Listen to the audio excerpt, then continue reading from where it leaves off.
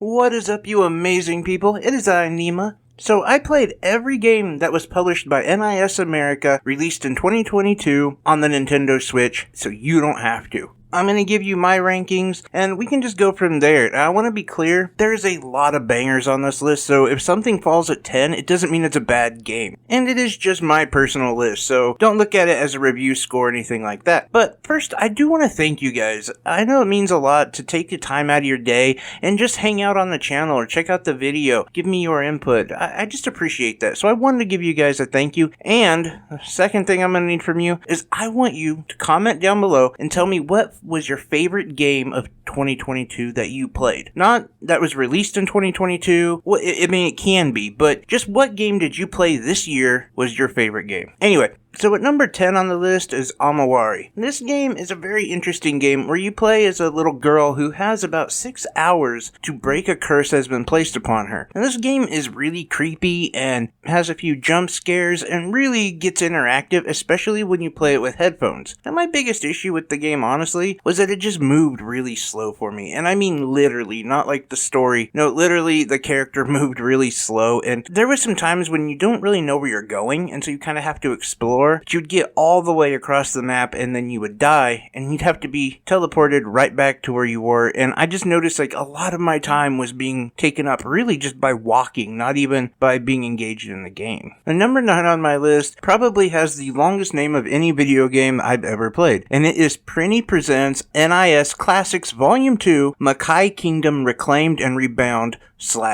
and including ZHP Unlosing Ranger vs. Dark Death Evil Man. Okay, now on to number 8. I don't have any time to talk about it. No, I really liked this game, and both of the games. You know, the first one, Makaya Kingdom, was a little bit more your traditional, like, strategy RPG. ZHP technically had the same style, but it was done in a different manner. The presentation was just a little bit different, but I really liked both of these games. And in fact, this game itself would have been higher on my list had there not been another volume that's quite a bit higher. Number 8 on my list might just be there because of what it gave me flashes of. It sparked reflections in my brain that made me think of Shin Megami Tensei. This game is Monarch. Now, Monarch was actually created by some of the people who worked on Shin Megami Tensei, but it seemed like the game kind of falls off in the middle and then kind of just stays there. It's a good game, and the first part of it is really good. I was really thinking like this game was going to be NIS America's version of like Persona, and it almost gets there, and I think that's what hurts about this one is it's really close to being there. But when the game should naturally end is quite a bit earlier than the actual ending of the game, and it has you doing a lot of kind of needless grinding, and the story really just kind of falls off. I like the game, and I think it's a good game. Definitely a sale pickup.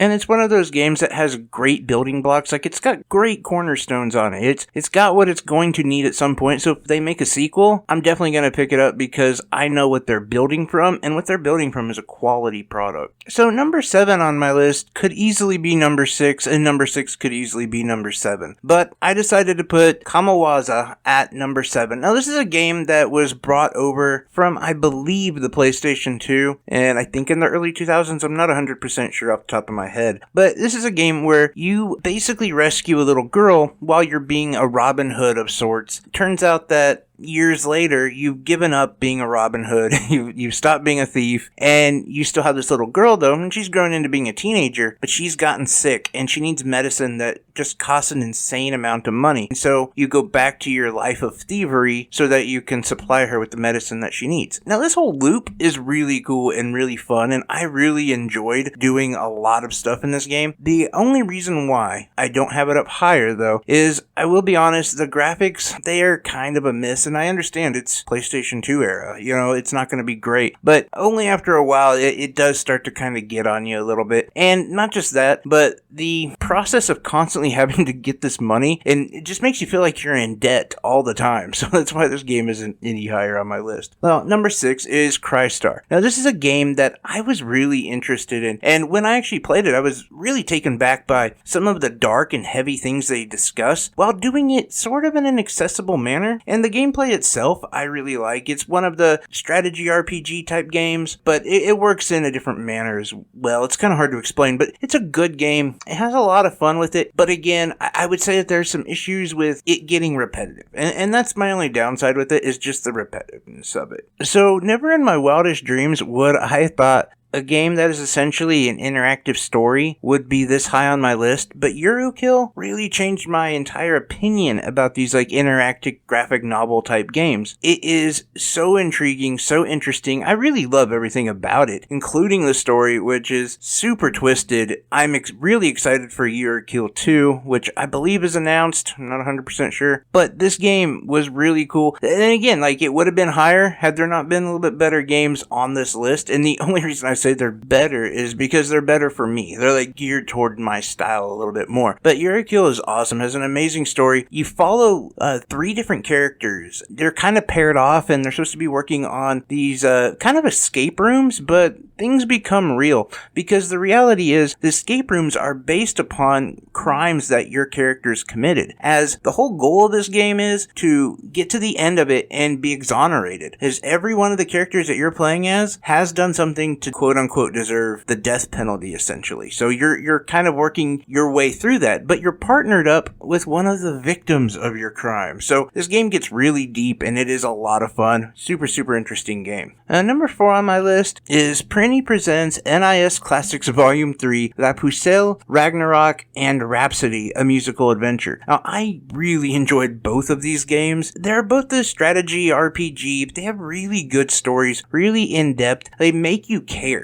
The engagement that is involved in these stories and with the characters is just top-notch. And it goes back to show you why so many of us are RPG fanatics, because this is the games we grew up with. They were outdoing themselves as far as writing and character development and plot and all of that. And so I think that this is a love letter to a lot of gamers like myself who never got a chance to play any of these games. I'm not even sure if they were released in America or if I just missed them. All of that is a possibility. I really, really appreciate it and really enjoyed those 2 games a little bit more than I enjoyed Volume 2, but Volume 2 is still good. I just happen to like the games in Volume 3 a little bit more. So number 3 on my list is actually probably the cheapest game out of all of these, and that is Labyrinth Legends. Now, this is a game that is pretty simple. You basically go to this town because you heard there's a labyrinth where you can find gold, and that's essentially all you're doing, is you're just out there looking for the loot, and grab whatever loot you can, come back, sell it, upgrade your weapons, find equipment, do all sorts of stuff, but basically you're just going in there on this loop of finding loot.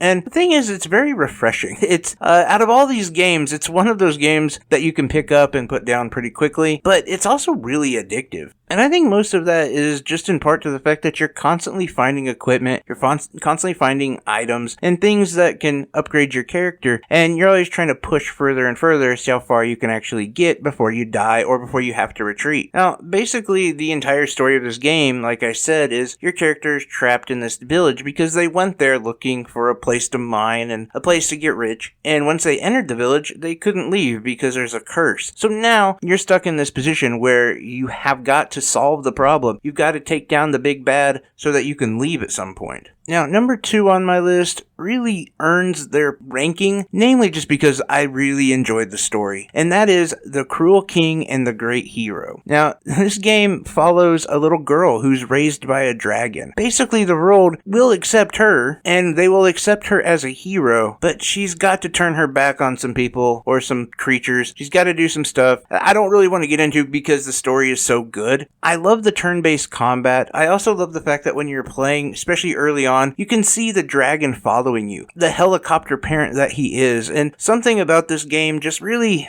hit me in the feels, especially having a daughter and seeing her struggle and overcome and be this hero, but while the dragon is supposed to be in the background. He's not looked on very fondly by the people of the village down below. I really appreciate this game. Like I said, it's all story for me and gameplay. I mean, it has turn-based combat, which I really like turn-based turn-based combat, and especially when you've been playing a lot of these games that are strategy RPG, it's kind of nice to mix things up. But it's not only the turn-based combat that I enjoy, it's also the character design, it's the art, the music, the whole environment, and just the world that this story is told in. Number one on my list might be one of my favorite games of the year. It is one of my favorite games of the year, and that is Legend of Heroes Trails from Zero. I arguably made this video because of this game. So when I finally stopped playing this game, I had 115 hours in. I did everything in this game. And for me, this was a huge game because I'm a huge RPG fan. I've played so many of them. I love so many of them. I've got posters, collectibles. I think I've played every Final Fantasy game that exists. Every Persona game, you name it. But I never really liked The Legend of Heroes. I don't know why, it just never really got to me. It seemed like it was always too daunting of a task to play these games. It had 16, 20 some games in the series, and I never found a game that I could pick up at the beginning. So having Trails from Zero released the way it was here on the Switch is just fantastic, because it felt like I got to get in on the ground floor of a game, and I really, really enjoyed the story. I enjoyed the mechanics. I love how this game is basically like a cop drama, if you will, except for you're the ragtag group that the cops don't like. I don't know, maybe you don't beat enough minorities. Who knows? I don't know why they don't like you, but they don't like you.